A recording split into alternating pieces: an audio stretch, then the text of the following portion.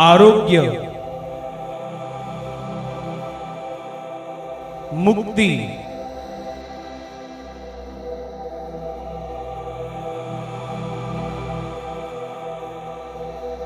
पापक्षमा,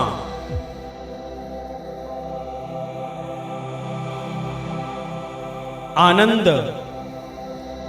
शांती, सार्वकालिक जीवन ही आहे घोषणा ख्रिस्ताच्या क्रूसाची। हा क्रूस जो गेली 2000 वर्षे पापी व दुबळ्या मानवासाठी सामर्थ्य ठरला आहे।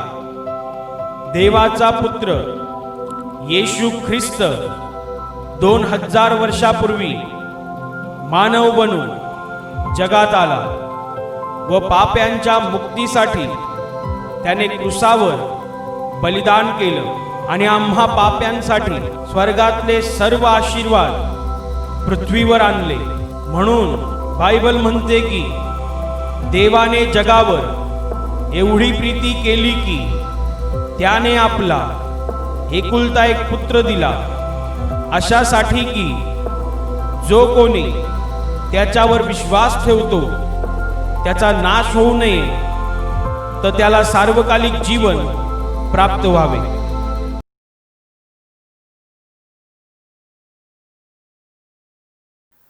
पूर्ण बायबल पान नंबर 317 इब्री लोकास पत्रम अध्याय 13 वचन 15 मी वाचून दाखवते, सर्वजण लक्ष द्या। म्हणून त्याचे नाव पत्करणाऱ्या ओठांचे फळ असा स्तुतीचा यज्ञ आपण त्याच्याद्वारे देवाला नित्य अर्पण करावा। Hallelujah, hallelujah, hallelujah, hallelujah, hallelujah, hallelujah.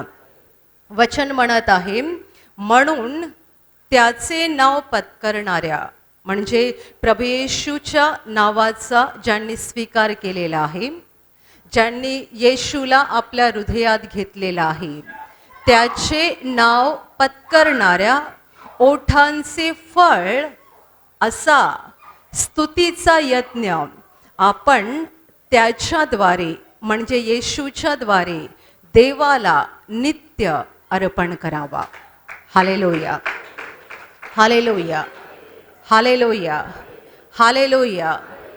जितक्यांनी येशूच्या नावाचा पत्कर केलेला आहे, म्हणजे जितक्यांनी येशूच्या नावाचा स्वीकार केलेला आहे की तो माझा प्रभू आहे, तो माझा तारणारा आहे, जेवढ्यांनी ह्या नावाचा स्वीकार केलेला आहे आणि जेवढ्यांनी प्रभू येशूला आपल्या हृदयात घेतलेला आहे, त्या सगळ्यांच्या ओठांचं फळ असा स्तुतीचा यज्ञ आपण त्याच्याद्वारे देवाला नेहमीच अर्पण केला पाहिजे।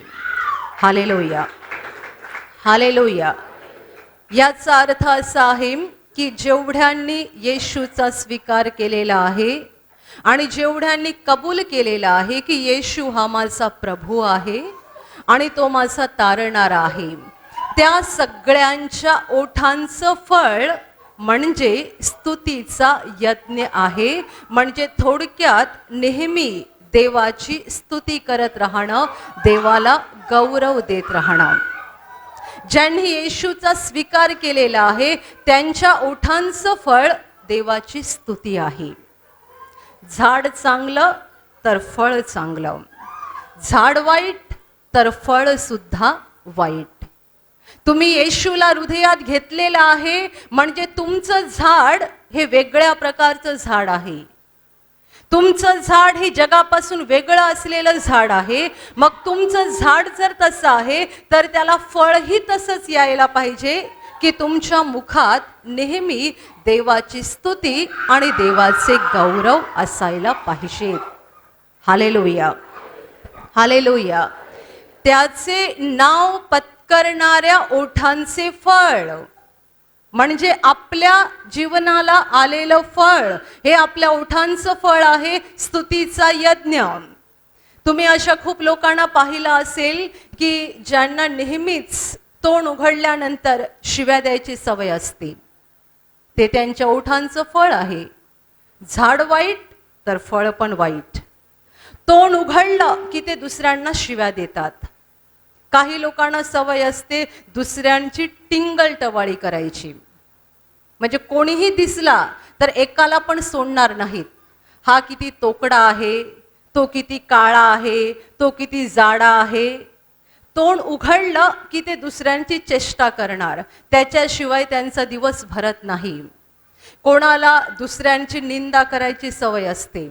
काही लोक अगदी मन लावून एकमेकांशी गप्पा गोष्टी करताना आपण बघतो, मन लावून. आणि खूपदा आपल्याला प्रश्न पडतो की काय बोलत असतील, एवढं काय महत्त्वाचं बोलणं सुरू असेल. पण बऱ्याच वेळेला अशा लोकांचं बोलणं काय असतं माहीत आहे? हा असा तो तसा, तिने अशी चूक केली, त्याने तशी चूक केली. दुसऱ्यांचा न्यायनिवाडा करण्यात आणि सगळ्या जगाचे दोष काढण्यात त्यांचा वेळ जातो. जसं येशू म्हणाला, तुम्हाला तुमच्या डोळ्यातलं मुसळ दिसत नाही, दुसऱ्यांच्या डोळ्यातलं कुसळ मात्र चांगलं दिसतं. आपल्याकडे कोणी बघत नाही, दुसऱ्याकडे बघतो. म्हणून आपल्याला दुसऱ्याचेच दोष दिसतात. हा असा तो तसा, ती तशी ती तशी. सगळ्या ठिकाणी लोक एकमेकांचे दोष काढत असतात आणि जसं काही जीव लावून गोष्टी करतात असं आपल्याला वाटते, पण त्या काही महत्त्वाच्या गोष्टी चाललेल्या नसतात. सगळ्या जगाची निंदा, नालस्ती आणि न्यायनिवाडा सुरू असतो. काहींना शिव्या द्यायची सवय, काहींना दुसऱ्यांची चेष्टा मस्करी टिंगलटवाळी करायची सवय, कुणाला दुसऱ्यांचे दोष काढायची सवय. हे सगळं त्यांच्या ओठांचं फळ आहे. कारण झाड वाईट आहे म्हणून झाडाला येणारी फळं देखील वाईट आहेत. Hallelujah, hallelujah. आणि आपणही सगळे अशाच दुष्टतेतून आलेलो आहोत. आपण स्वर्गातून उतरलेले देवदूत नाहीत. आपण पण पापी माणसं आहोत. आपल्याला पण अशी पूर्वी चेष्टा मस्करी करायची, दोष काढायची, निंदा करायची, शिव्या द्यायची, बरीच काही वाईट सवय होती. पण आता वचन असं म्हणतं की त्याचे नाव पत्करणाऱ्या ओठांचं फळ. जर तुम्ही त्याच्या नावाचा पत्कर केलेला आहे, जर तुम्ही त्याला तुमचा प्रभू आणि तारणारा म्हणून आत घेतलेला आहे, तर आत्ता तुमच्या ओठांचं फळ निंदा नालस्ती करणं नाही, शिव्या देणं नाही, वायफळ बडबड करणं नाही, दुसऱ्यांचे दोष काढणं नाही, तर आत्ता आमच्या ओठांचं फळ म्हणजे देवाची स्तुती करणं, देवाचा गौरव करणं. Hallelujah, hallelujah. म्हणून विश्वासणारे लोक जेव्हा एकमेकांना भेटतात तेव्हा पहिलं वाक्य बोलतात, प्रेज द लॉर्ड. हे आमच्या ओठांचं फळ आहे. जगातले लोक एकमेकांना भेटल्यावर पहिला प्रश्न, कुठे चाललास, कुठे चालली, बरा आहे का, जेवली का, जेवण झालं का, या महिन्याचा पगार झाला का, घरात सगळं कसं आहे, आता नवरा दारू पितो की बंद झाली. जगातल्या लोकांचे पहिले प्रश्न असे असतात. आणि येशूचे लोक जेव्हा एकमेकांना भेटतात तेव्हा हे सगळे प्रश्न नंतर बोलतात. पहिलं वाक्य बोलतात, प्रेज द लॉर्ड. म्हणजे देवाची स्तुती असो, देवाचा गौरव असो. कारण जेवढ्यांनी येशूच्या नावाचा पत्कर केलेला आहे त्यांच्या ओठांचं फळ देवाची स्तुती आहे. Hallelujah, hallelujah, hallelujah. काल पण मी लोकांना प्रवचनामध्ये हेच सांगितलं. आणि काल एका तरुण मुलीने साक्ष दिली. ती म्हणते, मी गेली 5 वर्षे प्रार्थनेला येत आहे आणि माझं अगोदरचं जीवन खूप वाईट होतं. मला प्रत्येक वाक्यासरशी शिव्या द्यायची सवय होती. प्रत्येक वाक्यासरशी मी शिव्या द्यायची आणि दुसऱ्याची टिंगलटवाळी करणं हा तर माझा आवडता उद्योग होता. पण मी 5 वर्षे प्रार्थनेला येत आहे आणि जेव्हापासून मी प्रभू येशूकडे आले, येशूला ओळखलं, तेव्हापासून हे माझं जीवन पूर्ण निघून गेलं. हे वाईट जीवन निघून गेलं. आता मी शिव्या अजिबात देत नाही. 5 वर्षात मी कुणालाही शिव्या दिलेल्या नाहीत. मी कुणाची टिंगलटवाळी करत नाही. आता मी देवाची स्तुती करत असते. Hallelujah, hallelujah, hallelujah. वचन म्हणतं की ते आपल्या ओठांचं फळ आहे. तुम्ही येशूचा जर स्वीकार केलेला आहे तर तुमच्या तोंडातून असं यायला नको किती काळा आहे, किती जाडा आहे, किती तोकडा आहे. हे आपलं फळ नाहीये, हे जगातल्या लोकांचं फळ आहे. आपलं फळ देव किती चांगला आहे, देव किती सुंदर आहे, देव किती प्रेमळ आहे. तुम्ही जेव्हा एखाद्या सुंदर व्यक्तीला बघता तेव्हा तुम्ही असं बोलायला पाहिजे, जर ह्या व्यक्तीला देवाने एवढं सुंदर बनवलंय तर तो देव केवढा सुंदर असेल, तो केवढा सुंदर असेल. सुंदर स्त्रीकडे जगातले पुरुष वाईट नजरेने पाहतात, पण येशू मधले पुरुषांनी सुंदर स्त्रीला बघून असं म्हणायला पाहिजे, हिला जर देवाने एवढं सुंदर बनवलंय तर हिला बनवणारा देव केवढा सुंदर असेल. आपल्या ओठांचं फळ देवाची स्तुती असली पाहिजे. तुम्ही काहीही बोला, काहीही करा, पण तुमच्या बोलण्यातून देवाला गौरव दिले गेले पाहिजे. तुमच्या बोलण्यातून देवाची स्तुती झाली पाहिजे, कारण ते आपल्या ओठांचं फळ आहे. आणि हे फळ सिद्ध करतं की हे झाड येशूवर विश्वास ठेवणारं झाड आहे. या झाडाच्या आतमध्ये प्रभू आणि तारणारा येशू ख्रिस्त बसलेला आहे, आणि म्हणून या झाडाला येणारी फळं ही देवाची स्तुती आहे. Hallelujah, hallelujah, hallelujah. सगळ्या गोष्टींकडे लोक वेगळ्या नजरेने बघतात, आपण वेगळ्या नजरेने बघायला पाहिजे. पावसाळ्यामध्ये जेव्हा धो धो धो धो पाऊस पडतो त्यावेळेला किती लोक देवाला शिव्या देतात, आणि किती लोक पावसाला पण शिव्या देतात. जसं काही हे काय बोलतात ते पावसाला पण ऐकायला जातं. पावसाला कान कुठे आहेत माहिती नाही, पण लोक शिव्या द्यायचं काम मात्र करतात. याला विश्रांती घेता येत नाही का? अजून केवढा पडत राहील. आणि काही लोक म्हणतात तो वरचा झोपलाय का, त्याला पण दिसत नाही का केवढा पाऊस पडतोय, केवढा पाऊस पडतोय. हे जगातल्या लोकांच्या ओठांचं फळ आहे. पडत्या पावसाकडे बघून ते देवालाही दोष देतात, पडणाऱ्या पावसालाही दोष देतात. जे येशूचे लोक आहेत ना, त्यांनी पडत्या पावसाकडे पाहून बोलायला पाहिजे, तो देव केवढा प्रेमळ आहे, त्याने माझ्यासाठी हे पाणी दिलेलं आहे, त्याने माझ्यासाठी पाणी दिलेलं आहे. आणि माझ्यासाठीच नाही तर जगातल्या सगळ्या लोकांसाठी त्याने दिलेलं आहे. कारण बायबल म्हणतं तो नीतिमानांवर आणि अनितिमानांवर सारखाच पाऊस पाडतो आणि त्यांना सारखाच सूर्याचा प्रकाश देतो. तो भेदभाव करत नाही. बघा किती सुंदर उजेड आहे बाहेर. हा उजेड जगातले पापी लोक पण घेत आहेत आणि देवाचे निवडलेले लोक सुद्धा घेत आहेत.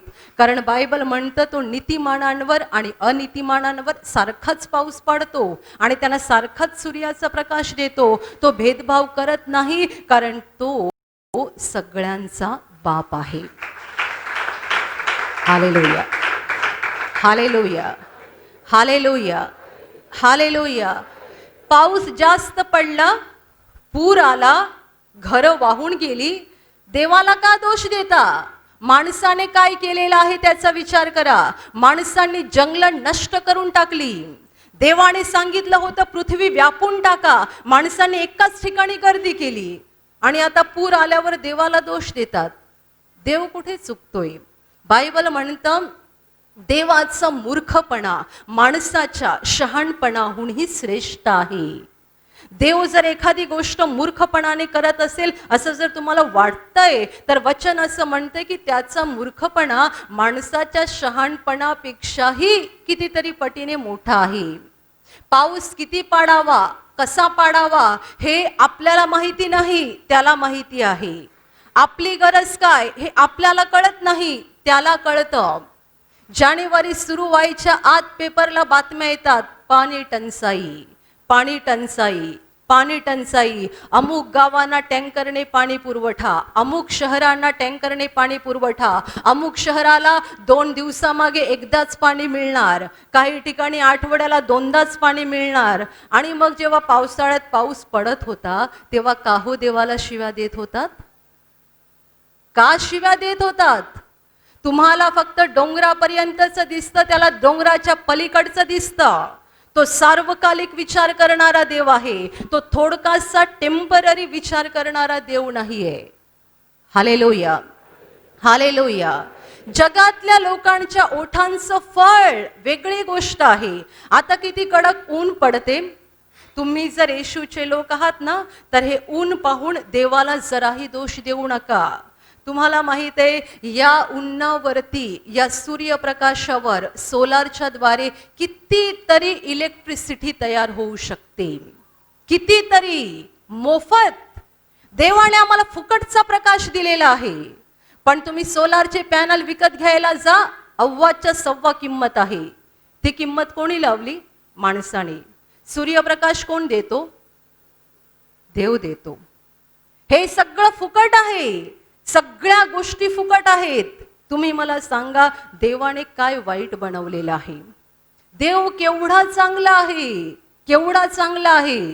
जेव्हा आपण येशूकडे येतो, येशूला स्वीकारतो, तेव्हाच कुठे आपल्या आत्म्याचे डोळे हळू हळू हळू हळू उघडायला लागतात आणि आपल्याला दिसायला लागतं की देवाने सगळंच चांगलं बनवलं आहे. देव आपल्यासाठी सगळंच चांगलं करतो. आणि तो जर सगळं चांगलं करतो तर प्रत्येक वेळेला आपल्या तोंडातून देवाची स्तुती निघायला पाहिजे. तुम्ही जेव्हा नारळाची झाडं बघता तेव्हा बोलायला पाहिजे, देव केवढा चांगला आहे. हा नारळ तुम्ही 40 रुपयाला विकत घेत असाल की 50 रुपयाला विकत घेत असाल, पण ज्यांच्या शेताला नारळ लागले त्यांच्याकडून देवाने पैसे नाही घेतले हो, काहीच घेतलं नाही.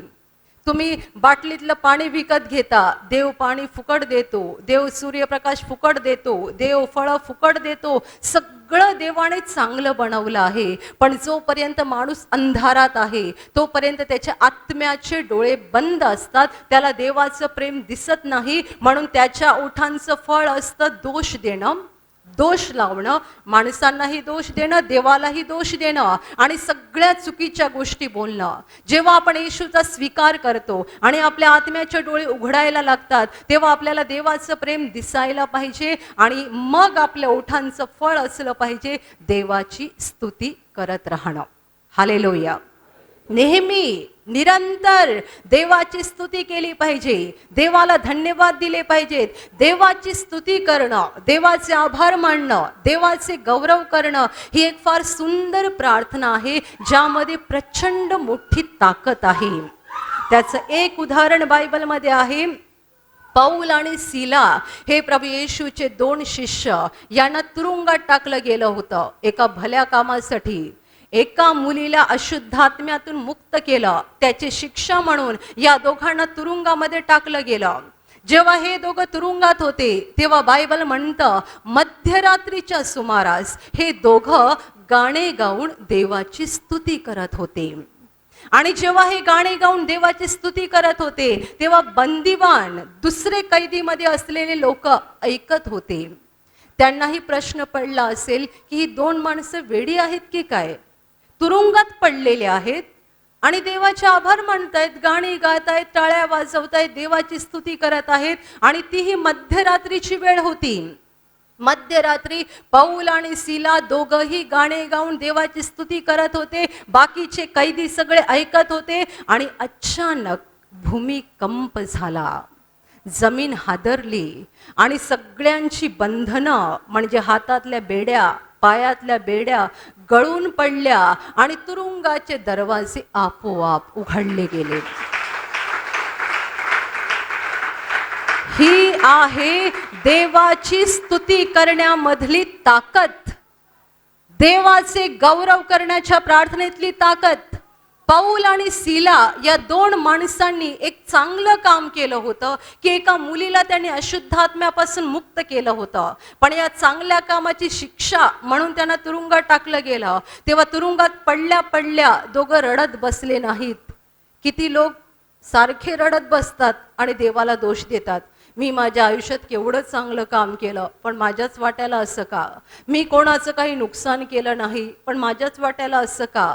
सारखे देवाला दोष देतात. या 2 माणसांनी येशूच्या नावासाठी एका मुलीला बरं केलं आणि त्याची शिक्षा म्हणून जेव्हा ते तुरुंगात पडले तेव्हा त्याने देवाला दोष दिला नाही. ते बोलू शकले असते, प्रभो का आमच्या बाबतीत असं केलं? आम्ही तर भलं काम केलं, चांगलं काम केलं आणि चांगल्या कामाची आम्हाला अशी शिक्षा, का तुरुंगात पडू दिलंस आम्हाला?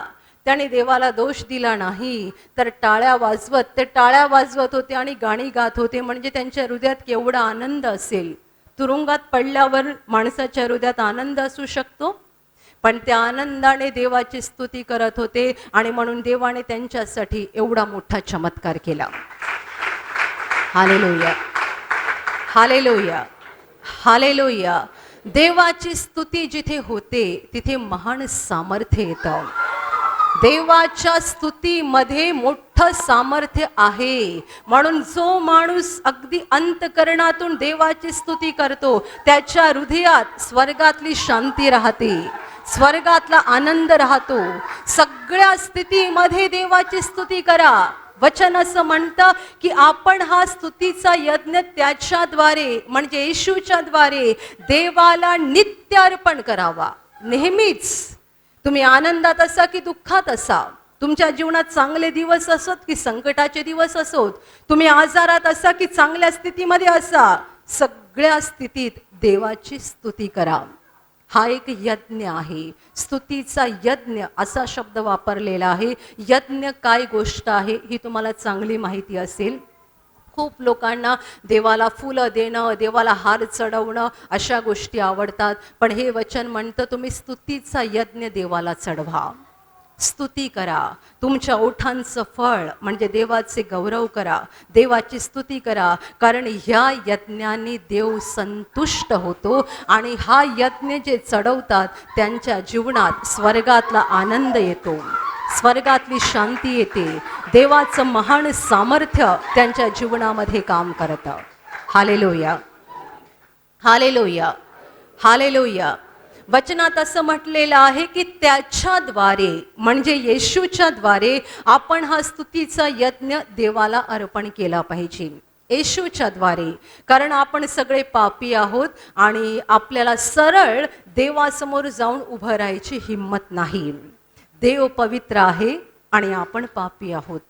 येशू ख्रिस्त हा मध्यस्थ आहे, जो आपल्या पापांची क्षमा करतो आणि जो आपल्या वतीने पित्याजवळ मध्यस्थी करतो. म्हणून वचन म्हणतं की त्याच्याद्वारे, येशूच्या द्वारे तुम्ही हा स्तुतीचा यज्ञ देवाला नित्य अर्पण करत राहा.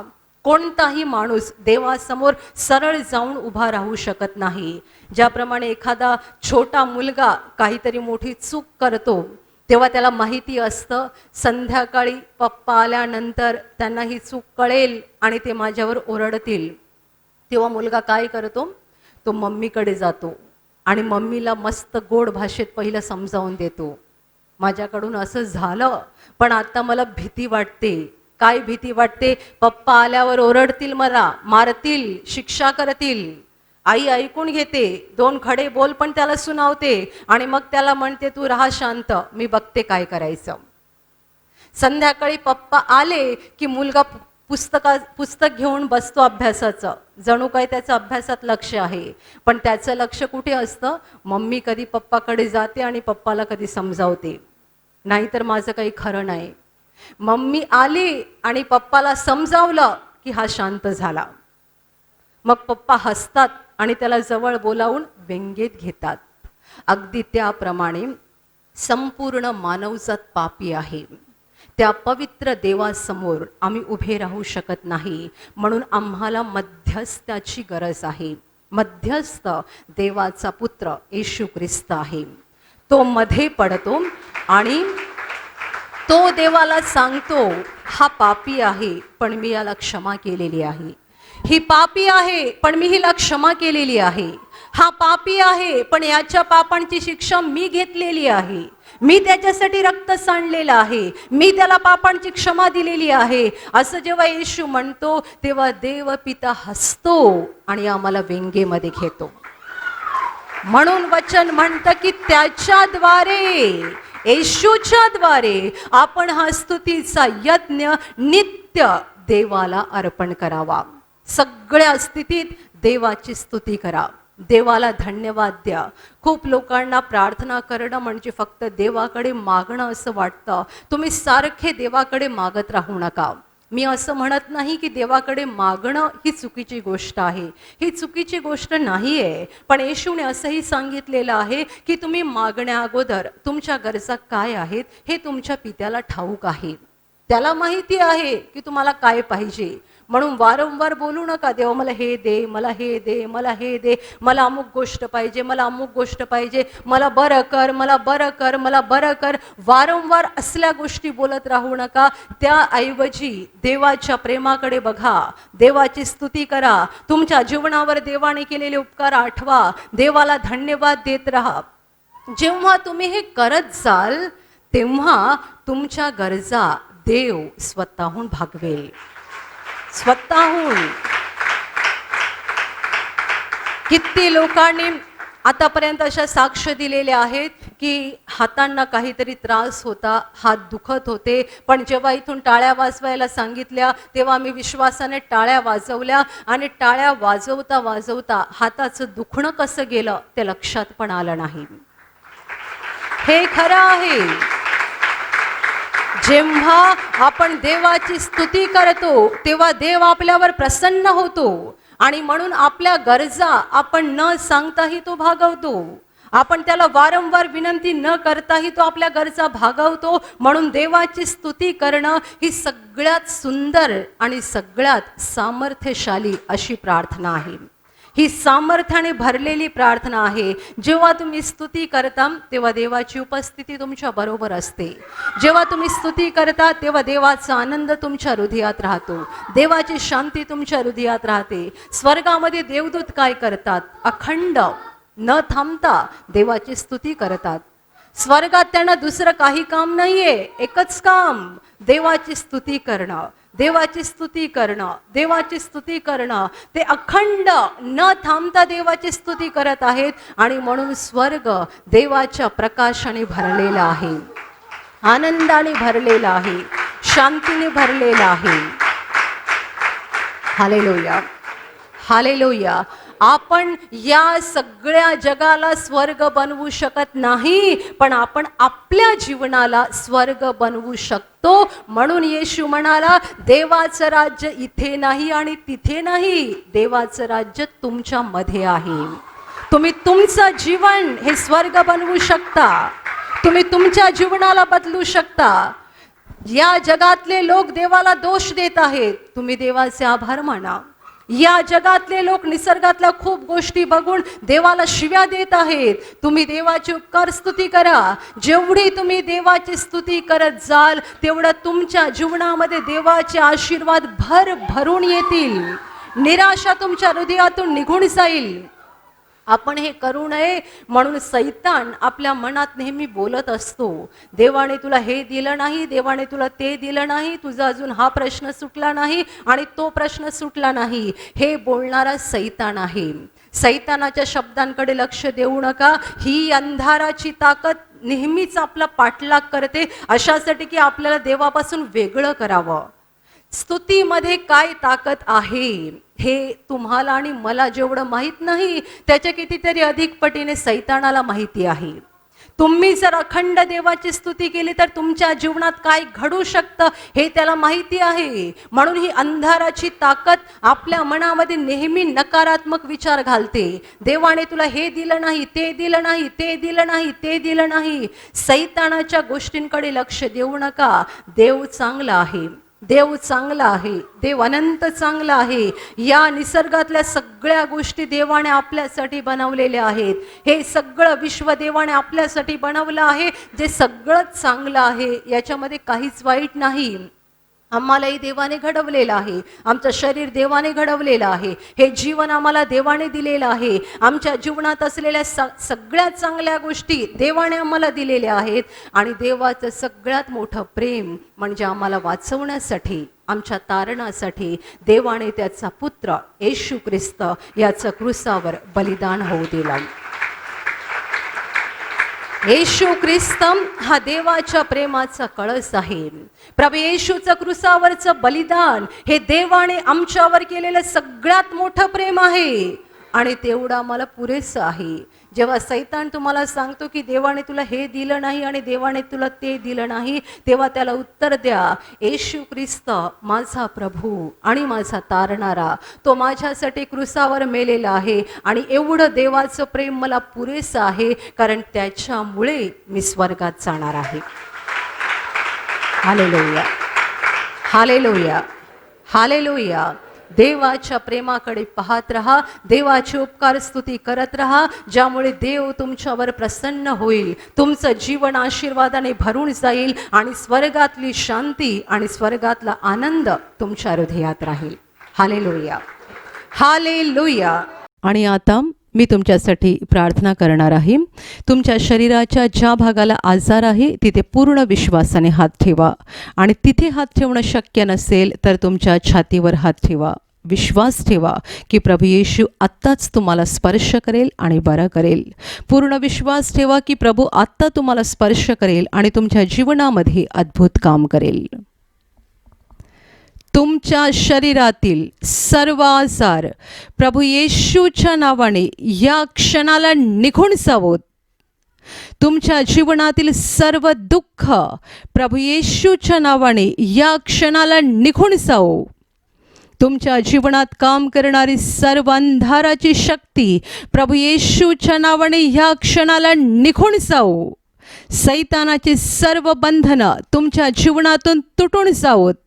सर्व शुद्धात्म्यांनो, प्रभू येशूच्या नावाने मी तुम्हाला आज्ञा देत आहे, या क्षणाला ह्यांना सोडून निघून जा आणि पुन्हा त्यांच्यात शिरू नका. तुमचं हृदय स्वर्गीय शांतीने भरून जाओ. स्वर्गीय आशीर्वाद तुमच्या जीवनात येऊ. पवित्र आत्म्याचा आनंद आणि पवित्र आत्म्याची शांती तुमच्या हृदयात भरून राहो. आमीन.